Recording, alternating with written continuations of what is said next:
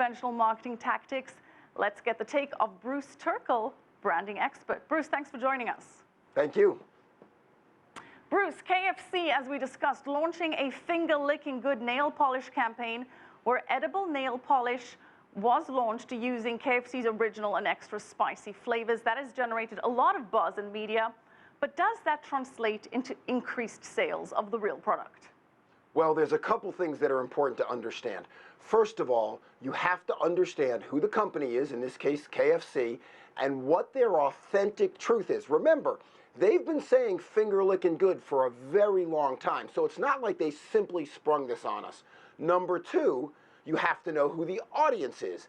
In the case of KFC, in the case of Burger King that you mentioned earlier, in the case of fast food restaurants, their market is young.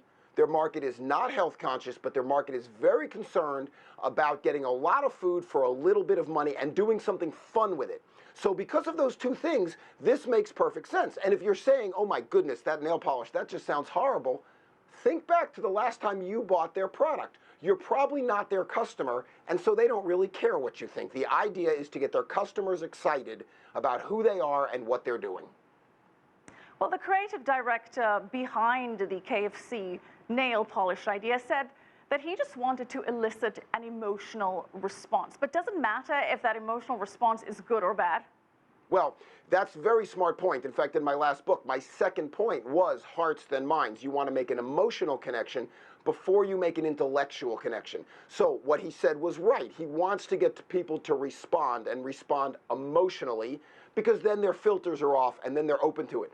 But think about something else. In today's age of social media, what KFC, what the creative director, and what all of these people want is to get their customers talking about the products themselves. We as advertisers don't want to spend money on advertising. What we want is for our customers to do it. So if you get an emotional response, OMG, look at my nails, then that's going to be seen on Twitter, on Facebook, on LinkedIn. People are going to promote it. Your second question, well, Bruce, the second half. It's great to increase brand awareness, but does it actually matter if it doesn't increase sales and revenue?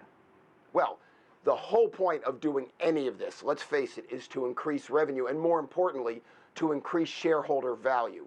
So if you subscribe to the notion that you have to give a bottle of nail polish and sell a box of chicken, then no, there's no direct correlation between the two. But if you understand that this generates all kinds of interest, remember, they're not even giving it to customers. They're giving it to people who have social media cred, who are bloggers, who are people who are online talking about it all the time. And if you look at the value of the amount of talk that's going on, then yes, it's very, very valuable. There's no direct correlation, but there's an enormous correlation between the number of people who are talking about your product online, who are enjoying it, as you said, in an emotional sense, and who are ultimately buying your product. All right, so there's a lot of talk, and there's a saying that there's no such thing as bad publicity, but would you necessarily agree with that? No, that's absolutely not true. It used to be true, because it used to be when there was bad publicity, what could you do about it? Nothing. You'd see an article, you'd hear a radio pitch, you'd see something on television, and it was over. But now what happens? The minute you see something bad, you pull out your smartphone and you start telling the people you know through all your social media connections. So nowadays, bad press is bad press. It's one thing to get awareness. It's another thing to have to deal with what happens when you get bad press. But again, remember, Michelle, we're not talking about you, we're not talking about me. We're talking about the people who are heavy consumers of KFC's products, and they don't think this is bad press. They think this is wonderful. Well, Bruce, let's expand this, and let's talk about you. You're a veteran marketing expert, very seasoned in this field. Is there a particular revolutionary campaign that comes to mind that you thought was fantastic? Oh, of course. There are a lot of them. The ones that make you say, wow, what just happened? A great example is ALS, the Ice Bucket Challenge. They did a stunt, because that's what we're talking about, where you had to dump ice water on your head. They raised over $200 million. Why? Because everybody likes to challenge their friends to do something. There's a little bit of sadomasochism in it as well, because you had to dump ice water on your head. And then people got to show off, because of course, when they dumped the ice water, they got to show off their six-pack if they had been working out, or their beautiful pool, or they did it in front of their car. And that stunt worked incredibly well. It raised a lot of money. But the bigger picture and I think what you would ask next, is what happened in the long term. And in the long term, nothing happened because there was no relationship between dumping cold water on your head and the authentic truth of the charity, which was raising money to cure ALS. One thing had nothing to do with the other.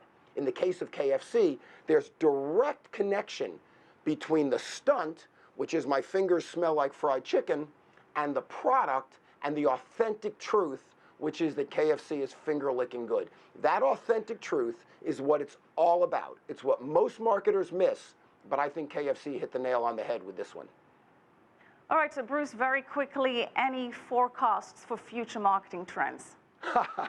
Yes, future marketing trends are going to get crazier and crazier because everybody is going to be competing for who can get people to put these things online. So look for trends that are egotistical, self-centered, meaning I get to show off and then I get to post online. Things that are going to make me want to put things on Twitter, on Facebook, on LinkedIn, on whatever, on WhatsApp, on whatever I'm using in order to show my friends and the people I care about what I'm doing. Stunts are going to get crazier and crazier, wackier and wackier. I think they're going to get more risque. They're going to keep pushing the envelope because what we know is what works on social media is things that get attention and relate directly to the client's authentic truth.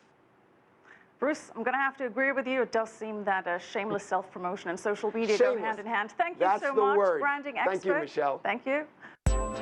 If you like what you just